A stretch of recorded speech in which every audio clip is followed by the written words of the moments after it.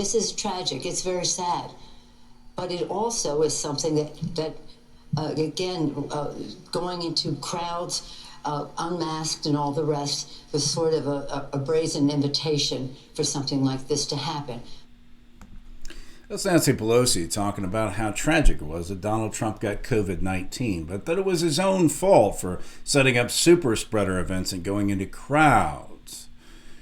You know, like rioting, looting. Crowds, like what the Democrats like to do, but they don't want you to do it. It's pretty impressive, the hypocrisy of this woman.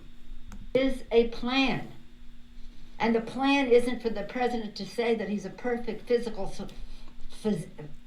Spit it out, Nancy. Specimen, maybe I could agree with that. Give her time. And young. He said he was young. His disassociation from reality would be... His disassociation from reality. I mean, never mind the fact that this is the woman that went into a closed salon where the business owner himself couldn't even serve customers, and yes, she's getting her hair done with no mask on, by the way. Keep that in mind. It'd be funny if it weren't so deadly. And his people, these enablers around who are enabling death.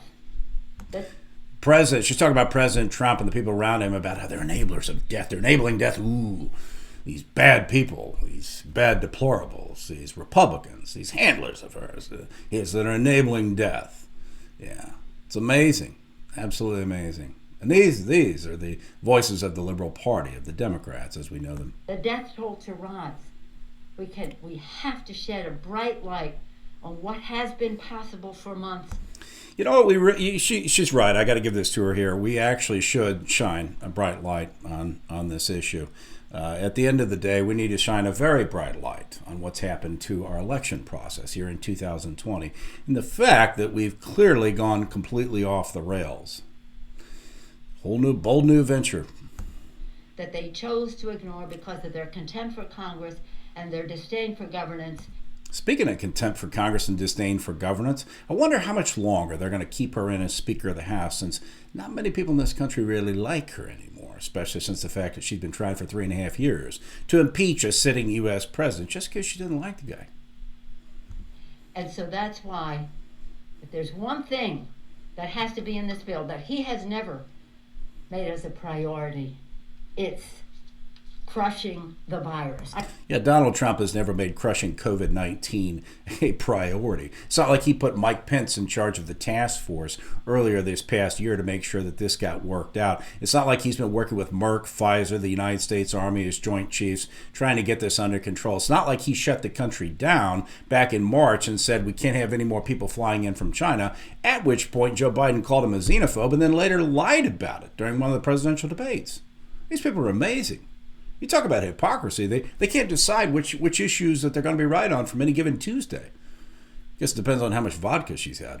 I think that the public needs to know the health condition of the president. Let us see a date, a time, when you last tested negative before you admitted to this virus. Tomorrow, by the way, come here tomorrow. We're going to be talking about the 25th Amendment. Yeah, come back tomorrow and I'm going to tell you about how much I don't like Donald Trump, and I'm going to try to abuse my power as a Speaker of the House to try to get him ousted as president. You know, it's absolutely amazing to me the fact that you've got 7 states that we know of, several others that are still questionable, that have used this Dominion software. The Attorney General for the state of Texas wrote a letter last year saying that he was not in favor of the use of the Dominion software because of its impropriety, because of the fact that it had ties to Venezuela, because of the fact that the software seemed to be dubious. But, you know, you go from 3.5 years of us being told that there was election fraud, collusion with Russia, that we had to worry about this, and suddenly it's all gone. It's all good now that we're going to get Joe Biden in as president-elect. Welcome to 2020, folks. Stay tuned.